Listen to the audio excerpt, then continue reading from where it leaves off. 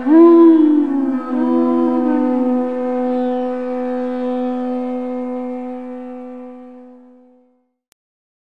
from Srimad Bhagavatam, Canto 8, Chapter 6, text number 13.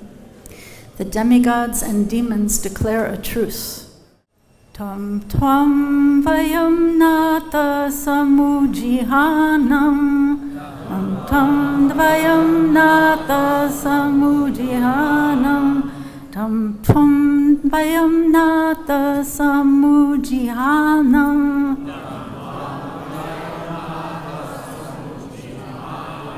Sarojana bhati chiripsitartam.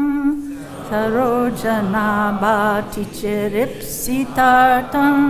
Sarojana bhati chiripsitartam.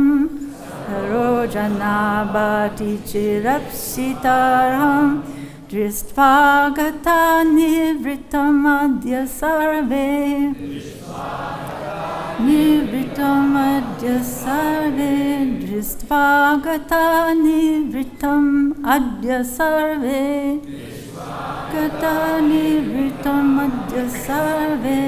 Gajadavarta iva gangamambaha. Jadavarta iva gangamambaha. Gajadavarta iva gangamambaha. Tam, O Lord, Tvam, your Lordship, Vayam, all of us, Nata, O Master, Samujihanam,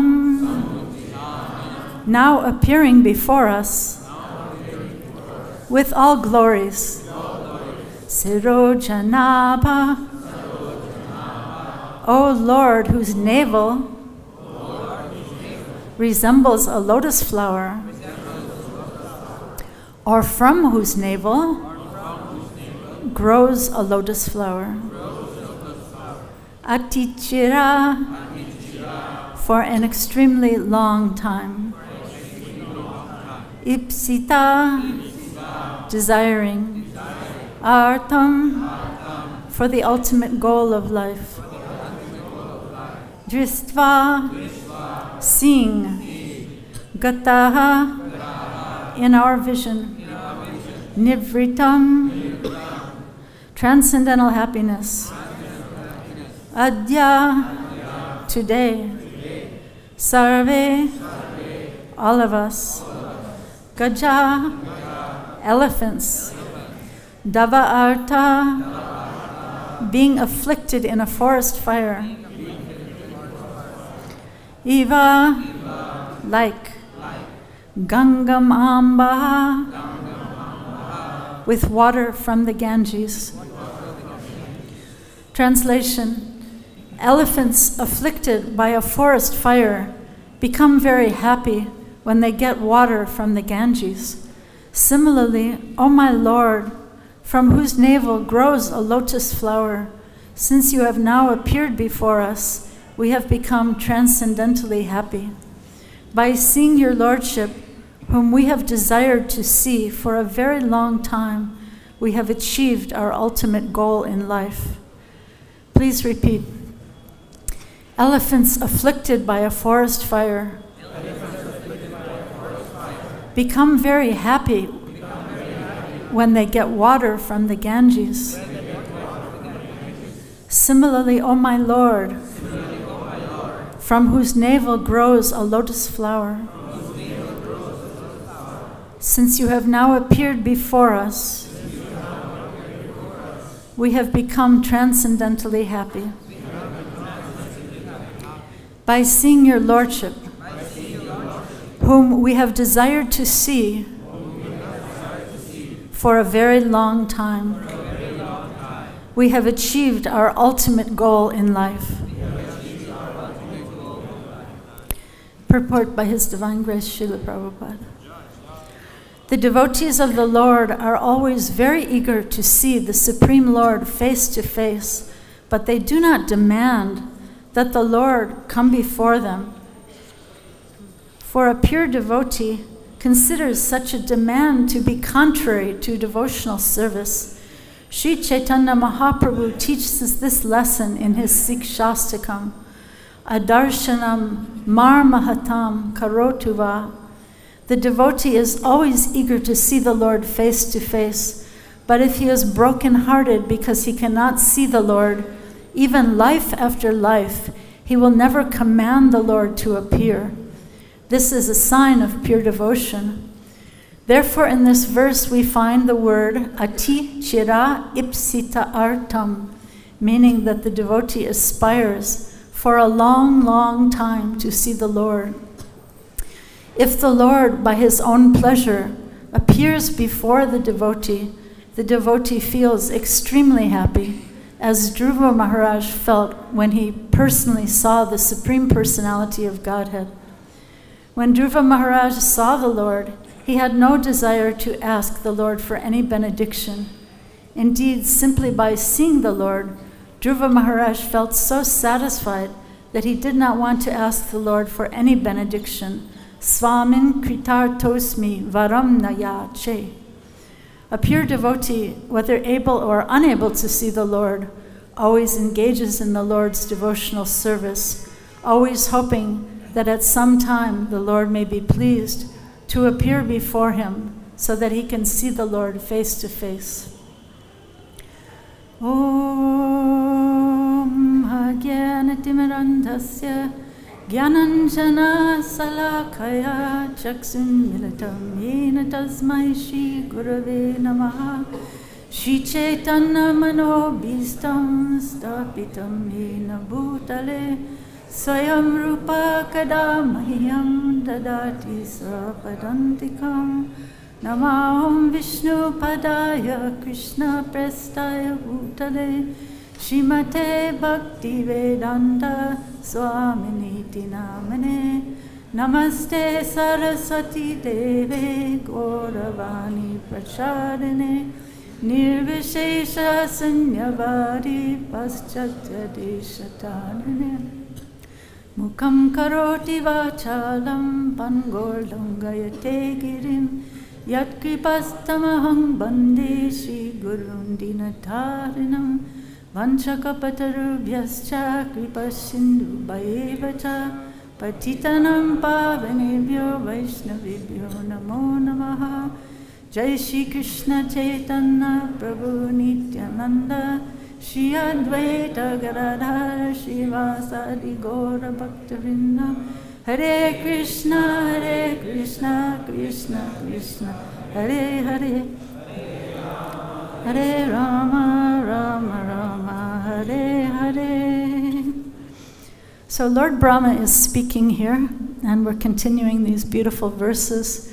I wanted to ask permission and blessings from all of the devotees who are really more qualified than I am to be sitting here speaking today. And I really also wanted to offer my deep gratitude to this beautiful temple and the devotees who are working so hard to serve here, manage, and serve in so many ways. I was thinking that, there have been so many incarnations of management in this temple. And we heard this morning that good management follows good preaching. So maybe that's the secret of what's going on here so beautifully.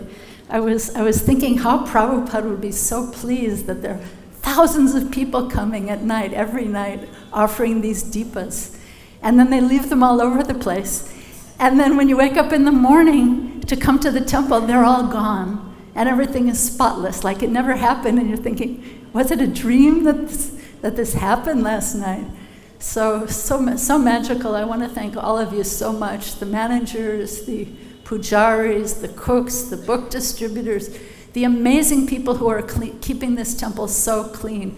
Super thanks to all the cleaners. I mean, Prabhupada's Samadhi is so spotless. It's such a joy and a delight to come here. So thank you all so much.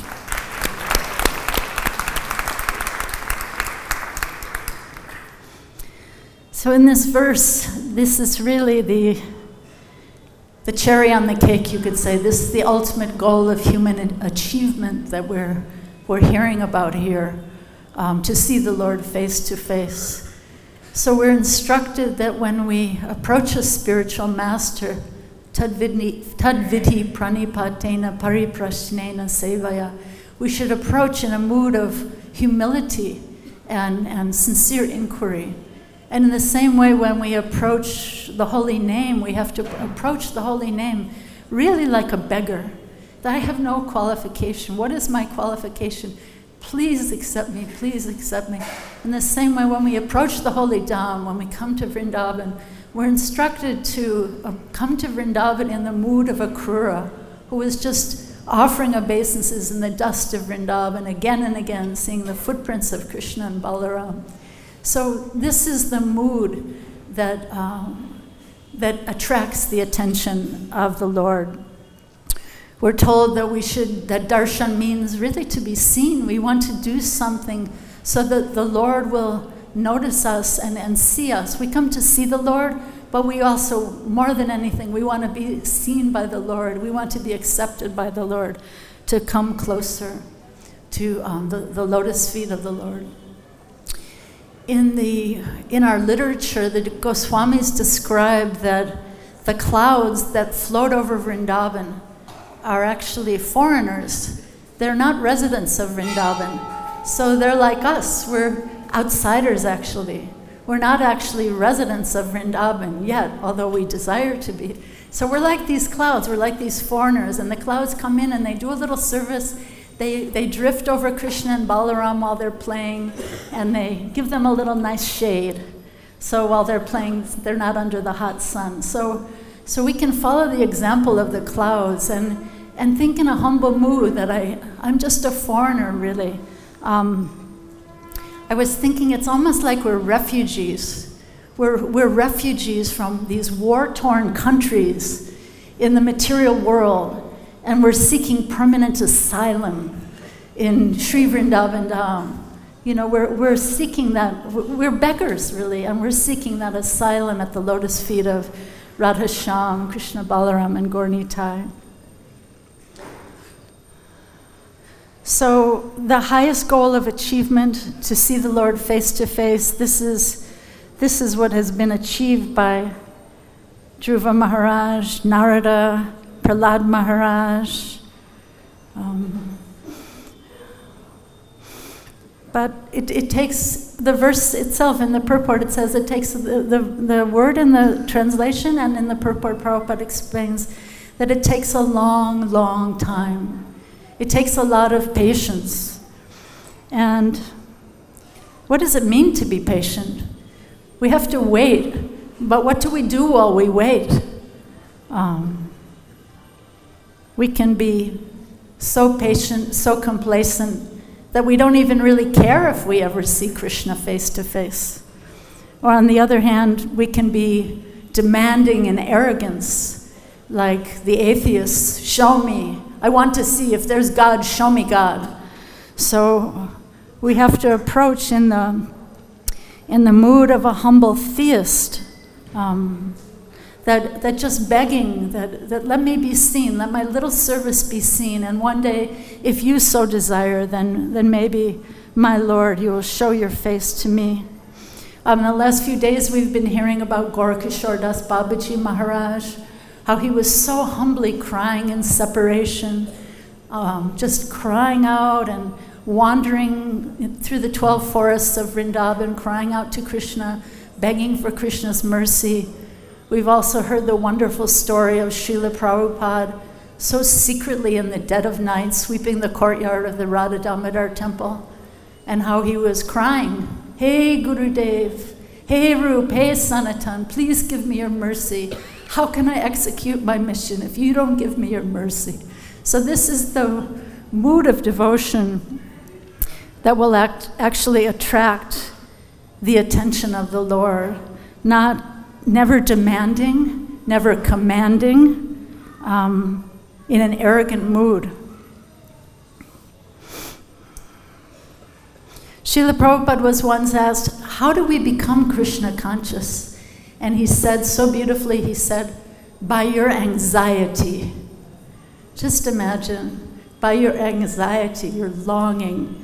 This is the this is the ticket, right? Lalyam, lalasamai, to long for Krishna, to long for his service in the mood of these great devotees. Narottam Das Thakur, in the song we sang the other day, he says, I will smash my head against stone in separation from these his dearmost friends and mentors and gurus and Lord Chaitanya himself, who he never saw. And I always think it's an important point that one of the greatest acharyas in our line never himself saw Lord Chaitanya personally. He came after the time of Lord Chaitanya. So how empowered so many of you can become. Although maybe you never saw Prabhupada, maybe you feel like crying that you never got to see Prabhupada, but maybe you'll be the ones, more than Prabhupada's own disciples, to spread this movement all over the world and all over the universe. So this is the mood. And this anxiety, it's so interesting because this anxiety of the devotee to attain to Krishna's lotus feet, to one day see Krishna face to face, this is so much beyond the shanti of the yogis, right? The yogis want to be all shanti. But look at Mother Yasoda and how she's perspiring and how she's struggling so hard to get Krishna to be bound up with ropes, right? And even Kunti Devi, the great Kunti Devi, in her prayers in the first canto of Srimad Bhagavatam, she's bewildered thinking of the example of Mother Yashoda. She says, Gopya de Twai Krita Gasi Damatavad. She says, although fear personified is afraid of you, my dear Lord, still you are afraid of Mother Yasoda and her rope, afraid to be bound by the rope of Mother Yasoda. So this anxiety, this is the beautiful mood of Krishna consciousness. Devotees are eager, but don't demand, don't try to command the Lord. Keep aspiring for a long, long, long time. So I wanted to read you something very beautiful from Vishwanath Chakravarti Thakur. If you're a good listener and you have the patience to, it's not so long, but it's beautiful because he's sort of posing the question, you know how he does in his purports. So this is from Sarartha Darshani, his purports to the 10th canto of Srimad Bhagavatam. And he's sort of posing the question, isn't there another way? Does it have to be so slow? And does it have to take such a long, long time? So here's what he says. He's posing the question as though a devotee is asking that question. And he says, my dear brother, you are not expert in understanding spiritual moods. Please listen. It is at night that the sunrise becomes attractive. During the hot summer, that cold winter gives comfort. And during the cold winter months, that warm water is pleasing. Lamplight appears attractive in darkness, not in the glaring light of the day. And one is distressed by hunger. Food tastes especially good. In other words, in order to strengthen the devotee's mood of dependence on him and longing for him, the Lord arranges for his devotees to go through some suffering, and when he appears in order to deliver them, their gratitude and transcendental pleasure are boundless. Isn't that beautiful? From our great Acharya Vishwanath Chakravarti Thakur. So we hear, have you heard this term before? Deserve and desire. First, we have a desire, but first we have to deserve the fruit of that desire. So we hear about the bhakti creeper, right? There's a little seed and a little plant grows, and we try to avoid the offenses, the weeds. But then ultimately that creeper grows up to Krishna Loka, up to the lotus feet of Krishna, and bears beautiful fruits and fragrant flowers. So this is the pinnacle of Krishna consciousness, right? So we may desire this, we may long for this, but we have to deserve also by humble service, by submissive inquiry, by following the principles very carefully, by really delving and studying into Srila Prabhupada's books. I mean, really, Srila Prabhupada is available 24 hours a day. You can go and sit down with him in one of his books and ask him your questions, and he will answer. How beautiful is that? So yes, we have to hear, we have to study, we have to serve in a humble way, and then just beg for that one day Krishna may be pleased with our humble service. Just like an atheist may demand, right? Command, demand, command. But a humble theist, a true theist, humble theist is just offering my flower. Just every day I offer my flower. Krishna might appear and he might not appear, but every day I offer my flower, I offer my deepa. And this is true Krishna consciousness. The atheists like Hiranyakashipu, show me God. Is your God in this pillar? And Prahlad, he's so innocent. You know, he's seeing God everywhere. Yes, Father, he's everywhere.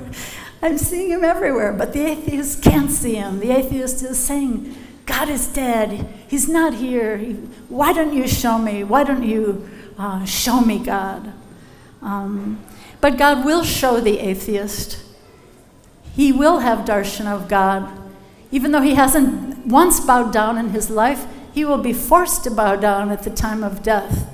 And he will see God at the time of death, maybe in a form that was not so adorable, maybe a form that he doesn't want to see, but he will be forced to bow down at the time of death.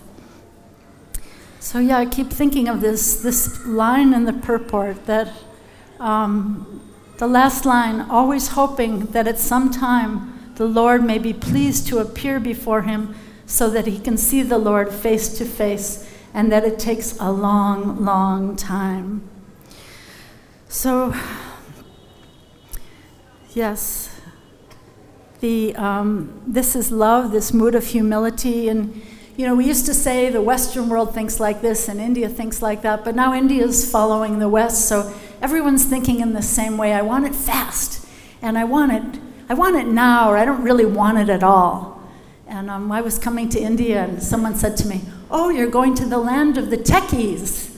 I said, used to be called the land of Dharma. So, but maybe it can be the land of the dharmic techies, right? But in any case, we're all following the West, and we all are spoiled by this really arrogance. Someone once called it a disease called affluenza.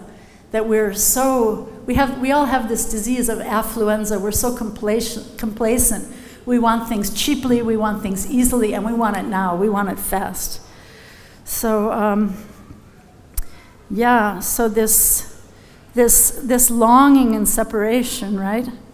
These are described as this union and separation. There are two banks on the river of love. So if love of Krishna is flowing like a river, then these two banks, union and separation, they make the river flow strongly so that the river keeps flowing. So this is Krishna's testing the devotees, make the devotees long in separation. In the prayer that Srila Prabhupada quotes in this purport, from the last verse of Sikshastakam, Adarshanam marma hatam karotuva. This word marma is very interesting. In Ayurveda, this marma, these are marma points. Radharani is saying, you know just where to push, where you can kill me. You know just where to test me so that you can kill me. But I still worship you unconditionally. Even whether you're before me, present before me or not, I still love you unconditionally. Such beautiful love. So, yes, Bhaktivinoda Thakur. Actually, first I wanted to read something. This is very beautiful from Srila Bhakti Siddhanta Saraswati. Two things, actually. One from Srila Bhakti Siddhanta Saraswati about this mood of humility. It's very short. Try to listen. It's hard to listen to reading, so try to tune in your ears. Krishna will be merciful to us, and we shall be blessed with the gift of devotion to his divine feet, the very day that we are delivered from the evil desire of seeking advantages and honors from others. So this is humility. This is the mood of humility. And then from the Brihad Bhagavatamrita, Narada Muni is speaking. When humility or dainya fully matures, love unfolds without limit, And so we see humility and love acting in a relationship in which each is both cause and effect. So another almost kind of two banks of a river, humility and love causing the river to flow. Bhaktivinoda Thakur describes these elements of pride, 6 elements of pride: illusion, deceit, pretense, arrogance, deviousness, and offenses. And he gives an example of demons that Krishna killed here in Vrindavan, who exemplify these different elements of pride. So illusion, to be satisfied, complacent with material accomplishments, that's exemplified by Shakatasura. You know, he was the cart demon, he had all those pots, he had all his stuff. You know how we all have so much stuff, and we're attached to all our pots and all our stuff? So that's Shakatasura. Then deceit, where we're satisfied with externals of spiritual life, our dress. I'm a brahmachari. Even though I want to get married, I can't get married because I have to have the status of a brahmachari. Something like that, right? The externals of spiritual life, the dress, high birth. This is Trinavarta, flying high in the sky. But actually his mentality is almost like a vulture, just to kill, right?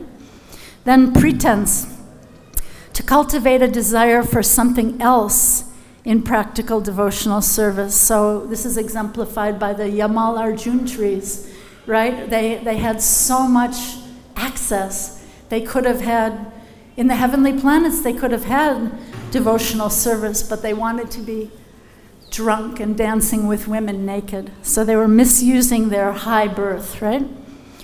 Ignorance, to forget one's spiritual identity, to be crooked and devious. Kaliya, snake, right? Of course, he wasn't killed by Krishna. His wives, they didn't really mind if he got killed, but then when they noticed that his heart was starting to surrender to Krishna, they began to pray for him. So Krishna said, all right, get out of Vrindavan, but he didn't kill him because he was prayed for by his wives, who were all Vaishnavis. Then, deviousness, have some other motivation which might arise in our hearts. Aristasura, right? He comes and he just wants to harm, he wants to kill, he wants to destroy. And then just in general, offenses to the holy name, to devotees, pride in our position in Varnashram. So this is exemplified by the Yajnik Brahmins, right? They were so proud of their vast learning, but they didn't know that when Krishna and Balaram are hungry in the forest, they should give some of the remnants of the sacrifice. But their wives, who were illiterate, they knew what should be done. And then the Brahmins are saying, oh, to hell with our learning, to hell with our high birth. And they realized how their wives were really, in a sense, their own gurus. They had so much to learn from their own wives, right? So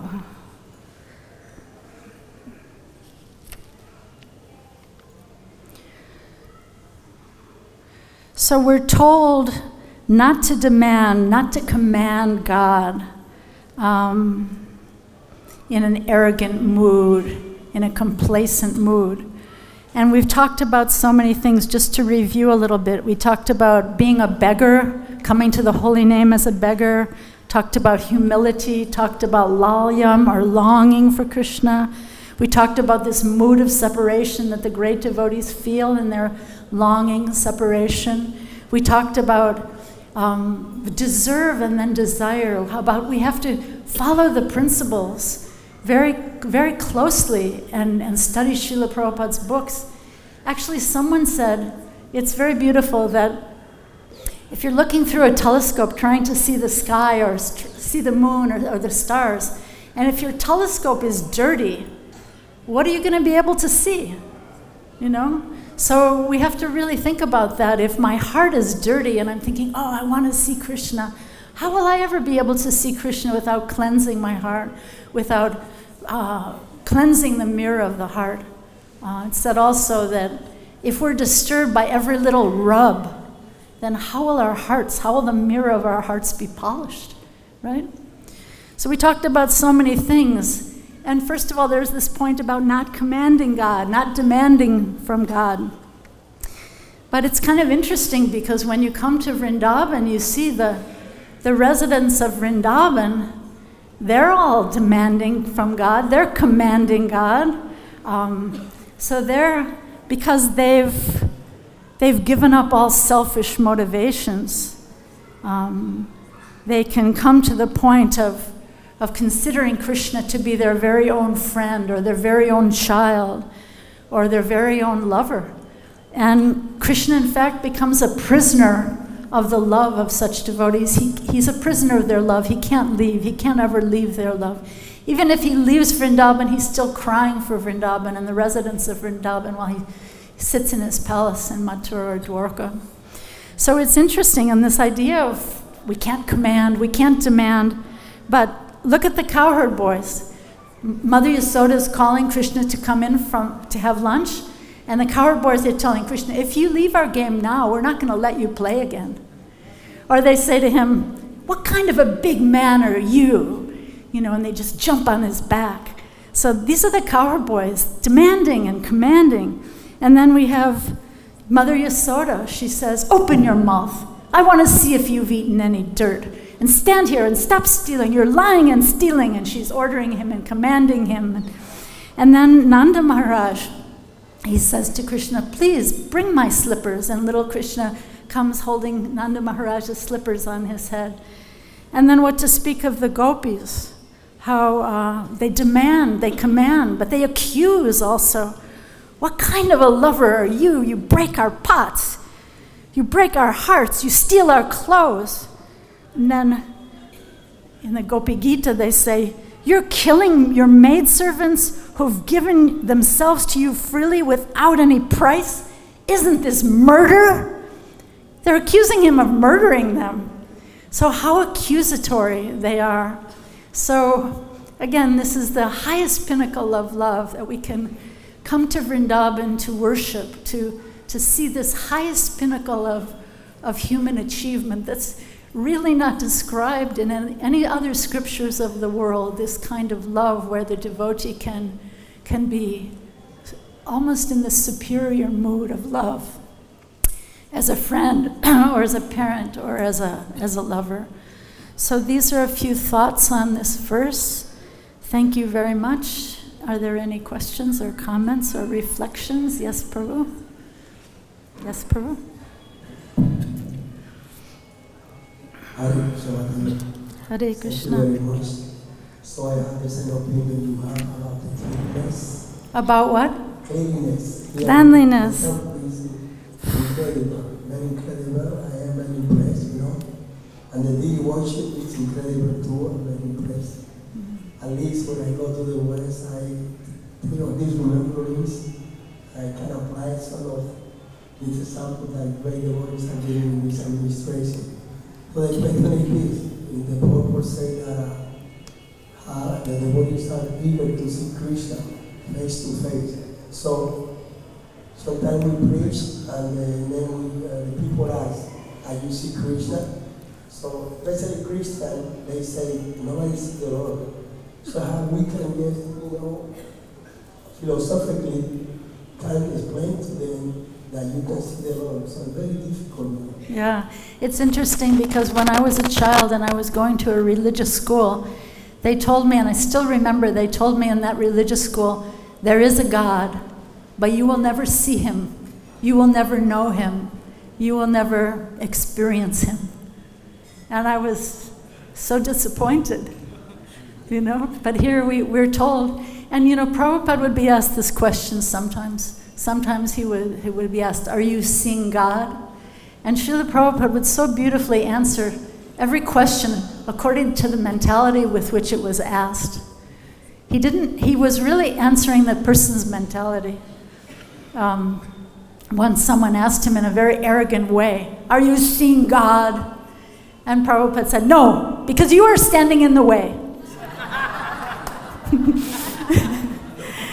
And then another time, with great sincerity, someone asked Prabhupada, are you seeing God? And he reciprocated that sincerity, and he said, yes, You are also seeing God every day. You see the sunrise, you see the moonrise, you can taste him in the taste of water. This is experiencing God. Once he said in New York that even if a drunkard would remember that God is that taste that he's seeking in his wine, that even he could be become Krishna conscious. So Prabhupada's so kindly, what can we say? Prabhupada's given us the greatest gift that other traditions say is impossible. Prabhupada has given us the vision of the lotus face of God. He's given us the greatest gift. How can we ever repay him? We have to spend so many, many lives just trying to repay him in some small way, which we can never do. Are there any other questions or comments or reflections? Someone here? Let's have one lady. Prabhu, let's have one lady and then maybe one gentleman. We do that in the West.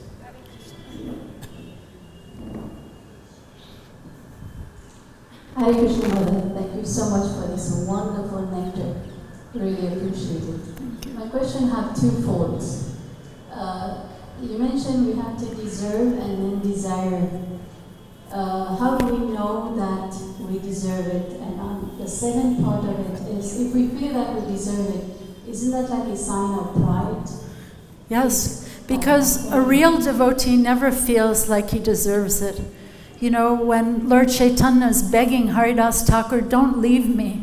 Haridas Thakur wanted to leave this world. He didn't want to see the disappearance pastimes of Lord Chaitanya. And Lord Chaitanya is saying to him, Haridas, the emblem of humility, don't leave me. How can I live without you, Haridas? And Haridas never felt that he deserved it. He said, what is the difference if one insect leaves this world? Will the world be affected in any way? He was so humble. He never felt like he deserved. He never tried to barge into the temple at Jagannath Puri. Hey, I'm a pure devotee. Lord Chaitanya has recognized me as the Namacharya. You should let me in. Step aside, you puffed up guards who eat fish, by the way. No. Did he ever do that? No. He was just humbly worshiping the chakra. So a real devotee never feels like I deserve. But sometimes Krishna recognizes that devotee, So, yes.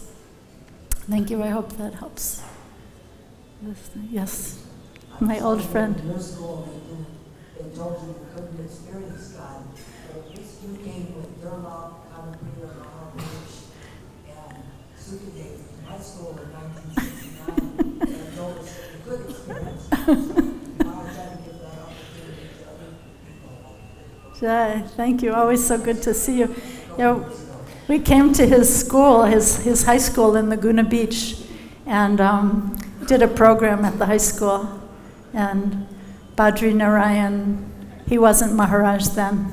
He was also coming to Krishna consciousness. So thank you for that nice memory. Just a second. This lady had a question first, I think, if we could bring the mic over to you.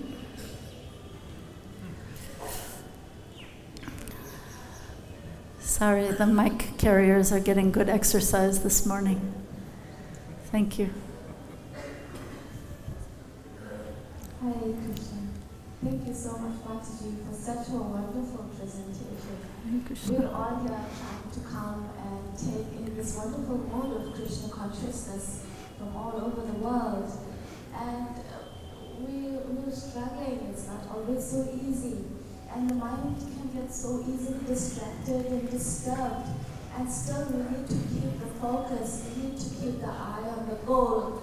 How do we do that? How do we get a little bit detached from all these material obstacles that keep coming before us, keep raining before us, and keep the focus, keep the mind fully absorbed?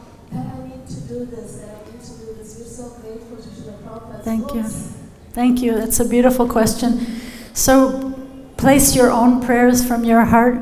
Repeat the prayers of great devotees. Do some humble service. Find some humble service you can do. There's 4 things, right? Sadhana. Make sure you're chanting your rounds properly, following the principles. Then there's sadhu sangha.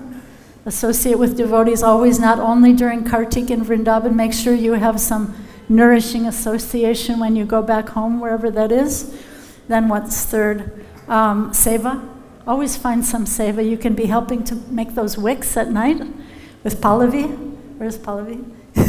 And then the fourth one is sadachar. So if we have the first three, then what will happen is our qualities will be self-luminous when we go out into the world. And people in your office, or people in your laboratory, people in your courtroom, people in your school, your own children, your own husband, your own wife will say, wow, what is it about you? I need to learn from you. There's some secret that you need to share. And you can say, yeah, the secrets are there in Prabhupada's books. So that's one answer. I want to read something beautiful from Bhaktivinoda Thakur, which illustrates this mood of humble prayer. Bear with me. This one's a little bit longer. Try to listen with your ears open. This is from Gitavali. O merciful Lord, this is my specific submission at your lotus feet. I do not ask for bodily happiness, knowledge, wealth, or followers. Let whatever attraction I presently have for material sense enjoyment be transformed into attraction and affection for your lotus feet. I pray not only that this affection for your lotus feet will remain unvarying in all circumstances of happiness and distress, but that day after day it continues to grow by the influence of chanting your holy names. And then finally he wraps it up so beautifully. He says, he's not even asking to go back to Godhead. He says, wherever I take birth, be it in the animal species, in the heavenly planets, or in hell, may a Hoitiki Bhakti ever grace the heart of this servant. Isn't that beautiful? So nice. So I think, is there one more question? Okay. Yes, sorry.